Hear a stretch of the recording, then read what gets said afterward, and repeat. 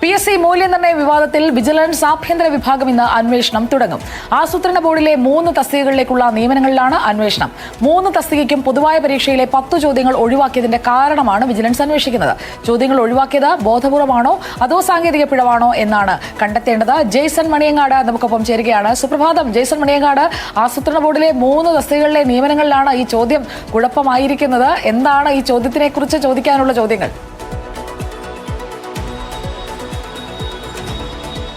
സുജയ പാർവതി, ആസൂത്രണ ബോർഡിലെ industry and infrastructure വിഭാഗം ചീഫ്, പെർസ്പെക്റ്റീവ് പ്ലാനിംഗ് വിഭാഗം chief, planning coordination division chief എന്നീ തസ്തികയിലേക്കുള്ള പരീക്ഷകളെക്കുറിച്ചാണ് കൃത്യമായി ഇപ്പോൾ അന്വേഷണം നടക്കുന്നത്. അവസാന റാങ്ക് ലിസ്റ്റിൽ എന്താണ് സംഭവിച്ചത്? 10 ചോദ്യങ്ങൾ ഏതൊക്കെ കാരണം കൊണ്ടാണ്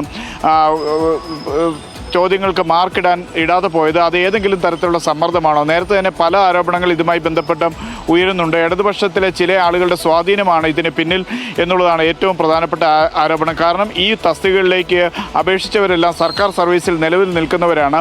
അതുകൊണ്ട് തന്നെ ഏതെങ്കിലും തരത്തിലുള്ള സമ്മർദ്ദങ്ങൾ ഇതുമായി ബന്ധപ്പെട്ട് ഉണ്ടായിട്ടുണ്ടോ എന്നുള്ളതാണ് പ്രധാനമായിട്ടുള്ള കാര്യം. മാത്രവുമല്ല, ഇത് പരീക്ഷ നടന്നപ്പോൾ ബോർഡിലെ ആരെങ്കിലും സ്വാധീനിച്ചിട്ടുണ്ടോ? പരീക്ഷയ്ക്ക് ശേഷം ഈ ആൻസർ ഷീറ്റ് പരിശോധിക്കുന്നതിൽ ആരെങ്കിലും ഇടപെട്ടിട്ടുണ്ടോ? ഇത്തരത്തിലുള്ള മുഴുവൻ കാര്യങ്ങളും അന്വേഷിക്കും. ആ റാങ്ക് ലിസ്റ്റിൽ എന്തൊക്കെയാണ് സംഭവിച്ചത് എന്നും ഏതൊക്കെ തരത്തിലാണ് ഇത് വീഴ്ച ഉണ്ടായതിനെക്കുറിച്ചുള്ള സമഗ്രമായ അന്വേഷണമാണ് ആഭ്യന്തര വിജിലൻസ് SP യുടെ നേതൃത്വത്തിൽ ഇപ്പോൾ നടക്കുന്നത്. സുജയ.